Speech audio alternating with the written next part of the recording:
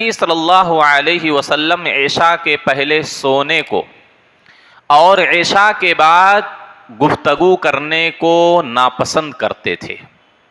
عشاء سے پہلے سونا، مغرب کے بعد سو جانا،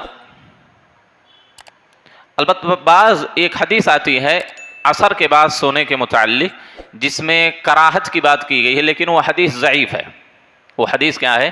ضعیف ہے۔ البتہ عشاء کے پہلے سونا نبی صلی اللہ علیہ وسلم اس کو ناپسند کرتے تھے۔ اسی بنیاد پر علماء کہتے ہیں کہ عشاء سے پہلے سونا یہ مکروہ ہے، عشاء سے پہلے نہیں سونا چاہیے۔ ہاں، اگر کوئی سو گیا، سخت تھکان ہے، بیمار ہے، مسافر ہے، کوئی حرج نہیں ہے، لیکن عشاء کی نماز چھوڑ کر، فرائض واجبات کو چھوڑ کر، ذمہ داریوں کو چھوڑ کر کوئی سو جائے تو نبی صلی اللہ علیہ وسلم اس کو ناپسند کیا کرتے تھے۔ تو عشاء سے پہلے سونے کو آپ صلی اللہ علیہ وسلم ناپسند کرتے تھے، اور عشاء کے بعد گفتگو کرنے کو اللہ کے رسول صلی اللہ علیہ وسلم ناپسند کرتے تھے۔ اب گفتگو کرنے کا مطلب صرف یہ نہیں ہوتا کہ دو چار احباب، دو چار دوست بیٹھ کر کیا ہے کہیں دکان پر یا کہیں اور کسی کٹے پر بیٹھ کر گفتگو کر رہے ہوں، گھر کے سامنے بیٹھ کر گفتگو کر رہے ہوں، نہیں، آپس میں گھر والے بھی گفتگو نہ کریں۔ اور گفتگو کرنے میں یہ بھی شامل ہے واٹس ایپ جو چیٹنگ کرتے ہیں، ہم ایک دوسرے کو میسج بھیج رہے ہیں، لے رہے ہیں، یہ بھی گفتگو میں داخل ہے۔ گفتگو میں الکتابۃ نصف الکلام کہتے ہیں، کتابت جو ہے نا یہ بھی نصف کلام ہے، آدھا کلام ہے یہ۔ یا اسی طریقے سے موبائل فون ہی پر کسی سے گھنٹوں گھنٹوں بات کرنا، جیسا کہ نوجوان لوگوں کی عادت ہے، گھنٹوں گھنٹوں گفتگو کرنا، یا یوٹیوب پر بزی رہنا، میچ دیکھنا۔ آج کل کے نوجوان آئی پی ایل میں بزی ہیں، آئی پی ایل راتوں رات دیکھتے ہیں، پورا رزلٹ ان کو ملنا، سونے سے پہلے رزلٹ ان کو چاہیے پورا، کون جیتا، کون ہارا، کس کو کیا ملا، کیا نہیں ملا، وہ ساری چیزیں ان کو ڈیٹیل سونے سے پہلے ملنا چاہیے۔ یہ ساری چیزیں اس میں داخل ہیں، ساری چیزیں اس میں داخل ہیں۔ تو یہ شرعی اعتبار سے درست نہیں ہے، شرعی اعتبار سے نبی صلی اللہ علیہ وسلم نے اس کو ناپسند کیا۔ بلکہ عبداللہ بن مسعود رضی اللہ تعالیٰ عنہ سے روایت ہے کہ اللہ کے رسول صلی اللہ علیہ وسلم نے فرمایا لا ثمر بعد العشاء، عشاء کے بعد رات مت جاگو، عشاء کے بعد بغیر کسی وجہ کے بیدار مت رہا کرو، الا لاحد رجلین، سوائے دو آدمیوں کے۔ دو آدمیوں کے، کون سے دو آدمی ہیں؟ مصل و مسافر۔ ہاں، اگر کوئی رات کو جاگنا چاہ رہا ہے نماز پڑھے ہو، نماز پڑھتے ہوئے جاگ رہا ہے ٹھیک ہے، مسافر ہے جاگ رہا ہے ٹھیک ہے۔ نبی صلی اللہ علیہ وسلم نے کہا کہ دو لوگ رات عشاء کے بعد جاگ سکتے ہیں، ایک مصلی ہے نماز پڑھنے والا، ذکر و اذکار کرنے والا، اللہ کی عبادت کرنے والا، اور دوسرا کون آدمی؟ مسافر۔ اسی بنیاد پر نبی صلی اللہ علیہ وسلم نے کہا کہ اگر کوئی آدمی عشاء کی نماز باجماعت پڑھتا ہے اور فجر کی نماز بھی باجماعت پڑھ لیتا ہے تو پوری رات نماز پڑھنے کے برابر اس کو ثواب ملتا ہے، پوری رات نماز پڑھنے کے برابر ثواب ملتا ہے۔ لیکن مسئلہ یہ ہے کہ نبی صلی اللہ علیہ وسلم نے آخر عشاء کے بعد گفتگو کرنے سے منع کیوں کیا؟ اس کی کئی وجوہات ہیں۔ پہلی وجہ یہ ہے کہ تاکہ قیام اللیل آدمی کا چھوٹ نہ جائے۔ قیام اللیل، رات کی جو نماز ہوتی ہے، تہجد کی جو نماز ہوتی ہے، کہیں ایسا نہ ہو کہ وہ 12 بجے تک کیا ہے شب بیداری کر رہا ہو، دنیاوی کام میں، بات چیت میں، موبائل میں مصروف ہو، اور رات کو اٹھ کر قیام اللیل اور تہجد نہ پڑھ سکے۔ اس بنیاد پر نبی صلی اللہ علیہ وسلم نے اس سے منع کیا۔ آپ سوچیں سلف صالحین کیا سمجھتے تھے اس حدیث سے کہ قیام اللیل چھوٹ جائے گا، اس وجہ سے نبی صلی اللہ علیہ وسلم منع کرتے تھے۔ امام ابن خزیمہ رحمہ اللہ کہتے ہیں کہ اگر کوئی آدمی رات بھر جاگے گا تو رات کے آخری حصے میں اٹھنا اس کے لیے بے حد مشکل ہوگا، کیونکہ اب 2 گھنٹے 3 گھنٹے کی نیند ہے فجر سے پہلے، وہ گہری نیند آئے گی اور اٹھ نہیں سکے گا تو قیام اللیل نہیں کر سکتا، رات کی نماز نہیں پڑھ سکتا. اسی بنیاد پر، اور اگر اٹھ بھی گیا تو اس پر سستی چھائی رہے گی، کاہلی رہے گی، نیند کا خمار چھایا رہے گا، تو قیام اللیل بھی چستی کے ساتھ ادا نہیں کر سکتا، خضوع کے ساتھ ادا نہیں کر سکتا. البتہ بعض لوگوں نے اس کی حکمت یہ بتلائی ہے کہ نبی صلی اللہ علیہ وسلم نے عشاء کے بعد بات چیت کرنے سے، دوسری لا یعنی چیزوں میں مصروف اور مشغول رہنے سے اس وجہ سے منع کیا ہے، کہیں ایسا نہ ہو کہ آدمی کی صبح کی نماز چھوٹ جائے، کہیں آدمی صبح کی نماز باجماعت نہ پڑھ سکے. اس بنیاد پر حدیث میں یہ بیان کیا گیا کہ نبی صلی اللہ علیہ وسلم عشاء کے بعد بات چیت کرنے سے منع کیا کرتے تھے. تو آپ سوچیں صبح کی نماز کی اہمیت کتنی ہے کہ عشاء کے بعد ہی سے اس کی تیاری کرنی ہے ہم کو، عشاء کے بعد ہی سے فجر کی نماز کے لیے تیاری کرنی ہے. اور سب سے پہلا مرحلہ تیاری کا کیا ہے کہ عشاء کے بعد لایانی چیزوں میں مصروف نہیں رہنا، کھانے پینے کے بعد، واجبات کے بعد سو جانا فوراً، تاکہ صبح کی نماز میں ہم جماعت کے ساتھ مسجد میں حاضر ہو کر ادا کر سکیں. اس وجہ سے نبی صلی اللہ علیہ وسلم نے کیا ہے حدیث کے اندر منع کیا ہے. بلکہ شیخ ابن باز رحمہ اللہ کہتے ہیں کہ لا یجوز للمسلم ان یسحر سحرا، کسی مسلمان کے لیے جائز نہیں ہے کہ وہ بغیر کسی شرعی عذر کے رات کو شب بیداری کرے. کیوں؟ کیونکہ اس کی وجہ سے فجر کی نماز باجماعت اس کی چھوٹ سکتی ہے یا اس کی نماز قضا ہو سکتی ہے. وَلَوْ كَانَ ذَلِكَ فِي قِرَاءَةِ الْقُرْآنِ، اگرچہ وہ قرآن ہی رات میں کیوں نہ پڑھ رہا ہو، اگرچہ وہ حدیث کیوں نہ پڑھ رہا ہو، دینی کتابیں ہی کیوں نہ پڑھ رہا ہو، اچھے علماء کے بیانات ہی کیوں نہ سن رہا ہو. یہ شیخ ابن باز کے الفاظ وَلَوْ كَانَ فِي ذَلِكَ فِي قِرَاءَةِ الْقُرْآنِ، اگرچہ وہ رات میں قرآن ہی بیٹھ کر کیوں نہ پڑھ رہا ہو، قرآن پڑھنے کی وجہ سے دیر رات تک قرآن کی تلاوت کرنے کی وجہ سے وہ فجر میں نہیں اٹھ سکا، فجر کی نماز چھوٹ گئی، یہ جائز نہیں ہے اس کے لیے. قرآن پڑھنا درست نہیں اس کے، طلب علم ہے، علم حاصل کر رہا ہے، اس وجہ سے رات کو بیدار ہے، دینی کتابیں پڑھ رہا ہے، دینی بیانات سن رہا ہے، دینی مجلس کہیں لگی ہوئی ہے اس میں بیٹھا ہوا ہے، اس کی وجہ سے وہ رات زیادہ دیر تک کیا ہے بیدار رہا علم حاصل کرنے کی وجہ سے، لیکن فجر میں نہیں اٹھ سکا، یہ جائز نہیں ہے اس کے. کیوں؟ کیونکہ قرآن کا پڑھنا یہ مستحب ہے، دیر رات تک علم حاصل کرنا یہ مستحب ہے، لیکن فجر کی نماز جماعت کے ساتھ پڑھنا یہ واجب اور فرض ہے.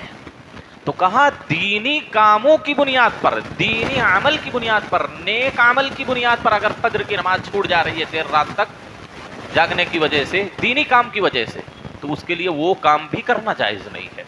چہ جائے کہ ہم کیا ہے فلم بیٹھ کے دیکھ رہے ہوں، سیریل بیٹھ کے دیکھ رہے ہوں پورے گھر والے فیملی کے ساتھ، گفتگو کر رہے ہوں، ہنسی مذاق چل رہا ہو، بغیر کسی فائدے کے دینی اور دنیاوی کوئی فائدہ نہیں، ایسی چیزوں میں مصروف ہو، تو سوچئے کتنا بڑا گناہ ہوگا وہ. یہاں دین کا کام قرآن پڑھنے کی وجہ سے وہ بیدار ہے، فجر کی نماز چھوٹ جا رہی ہے تو جائز نہیں ہے. آپ سوچیں اس گناہ میں کتنے لوگ مبتلا ہیں، کتنے لوگ اس بیماری میں شامل ہیں، دیر رات تک جاگتے ہیں بغیر کسی وجہ کے، نہ تو دینی فائدہ ہے نہ تو دنیاوی فائدہ ہے، اور فجر کی نماز چھوڑ کر سوئے رہتے ہیں. تو نبی صلی اللہ علیہ وسلم نے اس بنیاد پر کہا کہ عشاء کے بعد بغیر کسی فائدے کی گفتگو کرنے کو ناپسند کیا ہے. اور تیسری وجہ یہ بتلائی گئی ہے کہ عشاء کے بعد گفتگو کرنے کو نبی صلی اللہ علیہ وسلم نے ناپسند کیوں کیا ہے؟ کیونکہ جب آدمی عشاء کی نماز پڑھ لیتا ہے تو سارے گناہ اس کے دھل جاتے ہیں. کیوں؟ حدیث کے اندر آتا ہے جب آدمی اپنی پیشانی کو سجدے میں رکھتا، زمین پر رکھتا ہے، جب سجدے میں جاتا ہے تو اس کے سارے گناہ گر جاتے ہیں. تساقطت ذنوبہ، تو اس کے سارے گناہ گر جاتے ہیں. اسی بنیاد پر نبی صلی اللہ علیہ وسلم نے کہا اگر تم چاہو تمہارے گناہ اور گر جائیں تو لمبا سجدہ کرو، گناہ جھڑتے رہیں گے جھڑتے رہیں گے جھڑتے رہیں گے. اب سوچئے عشاء کی نماز ہم لوگوں نے پڑھ لی، اب ہمارے گناہ معاف ہو گئے، حدیث کے اندر آتا نا کہ رمضان ٹو رمضان، جمعہ ٹو جمعہ اور فرض نمازیں جو ہم پڑھتے ہیں یہ کفارۃ لما بینہن، اس کے درمیان جو ہم سے چھوٹے موٹے گناہ ہو جاتے ہیں یہ نمازیں معاف کر دیتی ہیں اس کو. یہ نمازیں کیا ہیں؟ اس گناہ کو معاف کر دیتی ہیں. حدیث کے اندر آتا ہے نبی صلی اللہ علیہ وسلم نے کہا اگر تمہارے گھر کے سامنے ایک نہر جاری ہو، اس میں تم 5 مرتبہ روزانہ نہاؤ تو کیا تمہارے جسم پر میل کچل باقی رہے گا؟ صحابہ نے کہا نہیں اللہ کے رسول 5 مرتبہ نہائیں گے تو کہاں میل کچل رہے گا جسم میں؟ کہا اسی طرح جب تم نماز پڑھ کے 5 وقتہ نمازیں جماعت کے ساتھ پڑھتے ہو تو تمہارے گناہ ایسے ہی پاک صاف ہو جاتے ہیں، گناہوں سے تم دھل جاتے ہو. حدیث کے اندر آتا ہے کہ تم لوگ گناہوں میں جلتے رہتے ہو یہاں تک کہ نماز پڑھ لیتے ہو تو آگ بجھ جاتی ہے. پھر گناہوں میں جلتے ہو نماز پڑھتے ہو پھر آگ بجھ جاتی ہے. تو ان حدیثوں سے کیا معلوم ہوا کہ عشاء کے بعد جب ہم عشاء کی نماز ادا کر لیتے ہیں تو ہمارے جو صغائر گناہ ہیں، چھوٹے موٹے جو گناہ ہیں وہ معاف ہو جاتے ہیں. اور آدمی کو اس حال میں سونا چاہیے کہ وہ اپنے گناہوں سے معافی مانگ چکا ہو. اب گویا کہ ہم چھوٹے موٹے گناہوں سے پاک ہو گئے ہیں، اب اسی حالت میں سو گئے اور کسی کا انتقال ہو گیا تو گویا کہ اچھی موت اس کو. اسی بنیاد پر آپ کو معلوم ہونا چاہیے سلف صالحین کا یہ طریقہ تھا. اور خود نبی صلی اللہ علیہ وسلم سونے سے پہلے کتنے اذکار پڑھا کرتے تھے، اس میں توبہ استغفار بھی ہے. سلف صالحین کا یہ معمول تھا کہ وہ سونے سے پہلے اللہ سے توبہ و استغفار کیا کرتے تھے. کہیں ایسا نہ ہو سونے کی حالت میں اللہ روح قبض کر لے، کیونکہ سونے کی حالت میں اللہ روح لے لیتا ہے. اب اللہ جس کو زندگی دینا چاہتا ہے اس کی روح کو واپس بھیج دیتا ہے، اور جس کو موت دینا چاہتا ہے اس کی روح اپنے پاس رکھ ہی لیتا ہے. اللہ یتوفاکم باللیل، اللہ تم کو رات میں موت دے دیتا، وفات دے دیتا ہے تم کو. اللہ یتوفی الانفس حین موتها والتي لم تمت في منامها فيمسك التي قضى عليها الموت. تو اللہ رب العالمین جب رات کو ہم سوتے ہیں نا اللہ روحوں کو لے لیتا ہے، جس کو زندگی پھر دینا چاہتا ہے اس کی روح کو پھر اس کے جسم میں ڈال دیتا ہے. تو آدمی کو اس حال میں سونا چاہیے کہ وہ گناہوں سے پاک صاف ہو. اب سوچئے اب ہم نے عشاء کی نماز پڑھ لیے گناہوں سے پاک، اب جا کر دوستوں میں بیٹھے غیبت، چغل خوری، کسی کا مذاق، کسی کی برائی، کسی کے پیچھے پڑنا، کون کہاں جا رہا ہے، کس سے مل رہا ہے، کیا کر رہا ہے، گھر میں بیٹھ کر سیریل دیکھنا، پکچر دیکھنا، فلمیں دیکھنا، سب یہ گناہ نہیں ہے. اب اتنا بڑا بڑا گناہ کر کے ہم سو رہے ہیں، اب اسی گناہ کی حالت میں ہمارا انتقال ہو جائے تو برا خاتمہ ہے کہ نہیں، برا انجام ہے نا.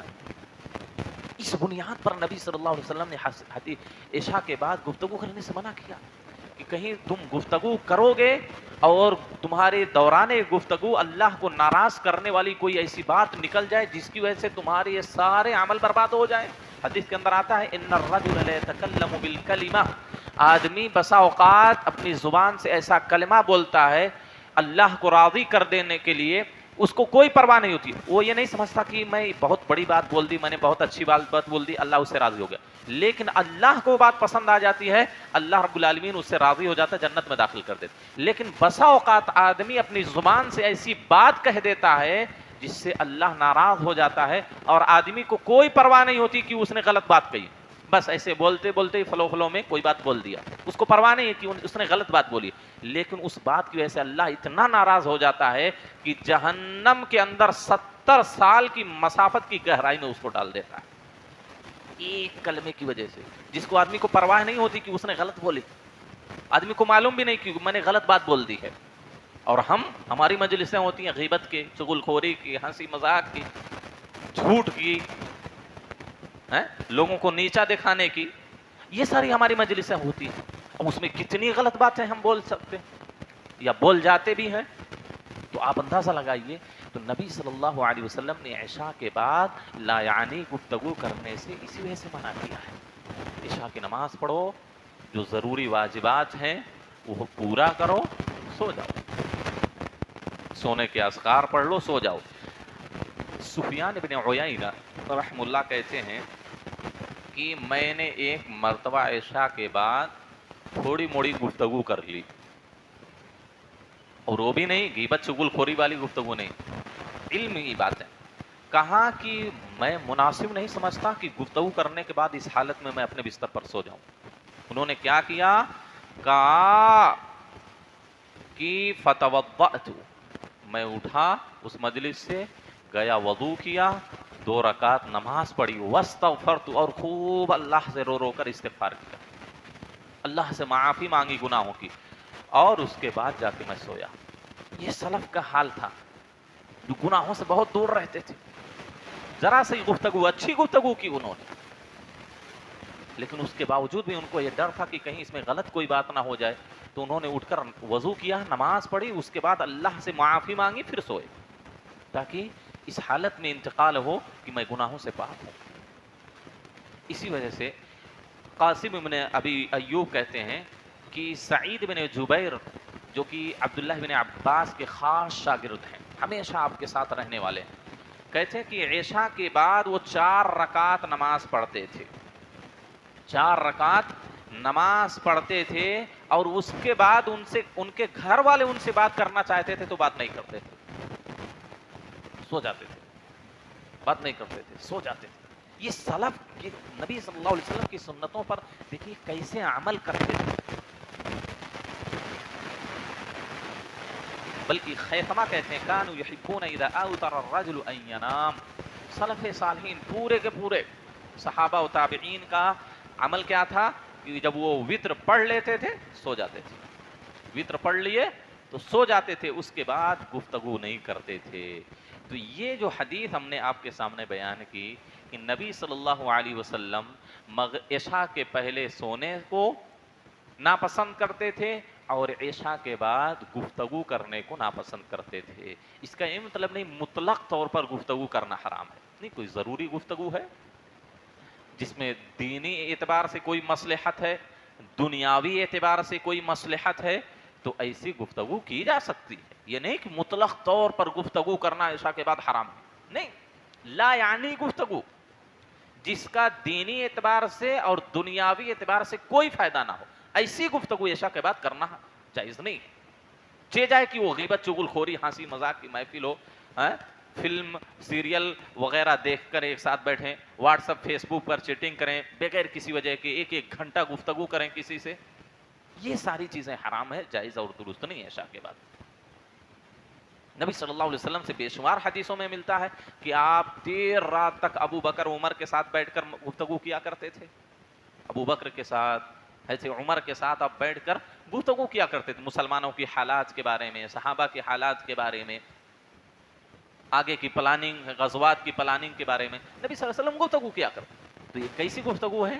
یہ مسلمانوں کی مصلحت کے لیے ہے، یہ دینی مصلحت کے لیے، لوگوں کے حالات کو بہتر بنانے کے لیے نبی صلی اللہ علیہ وسلم یہ گفتگو کیا کرتے تھے. تو اگر ضروری گفتگو ہے، دینی اور دنیاوی اعتبار سے اس میں مصلحت ہے، مفید باتیں ہیں، فائدہ مند باتیں ہیں تو کر سکتے ہیں. لیکن جو ہماری میٹنگ، جو ہماری مجلسیں لگتی ہیں، جو ہماری گفتگو ہوتی ہیں، اگرچہ وہ گھر والوں بیوی بچوں ہی کے ساتھ کیوں نہ ہو، اس طرح کی مجلسیں نہیں لگانا. ہاں حدیث میں آتا ہے ایک اور چیز، ابھی ہم نے کیا کہا، مصلی رات کو جاگ سکتا ہے نماز پڑھنے کے لیے، مسافر ہے تو وہ بھی.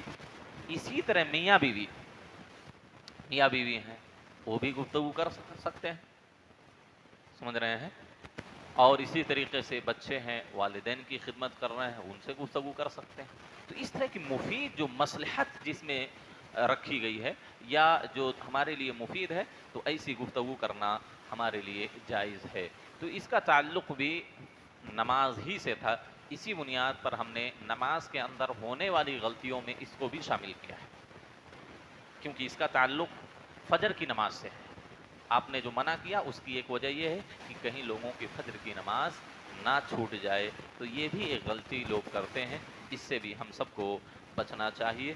اس کے علاوہ بھی کچھ اور گفتگو ہے انشاءاللہ بعد کے درس میں آپ کے سامنے رکھی جائے گی. اللہ سے دعا ہے کہ اللہ ہم تمام لوگوں کو کہی گئی باتوں پر عمل کرنے کی توفیق دے. آمین. وآخر دعوانا الحمدللہ رب العالمین.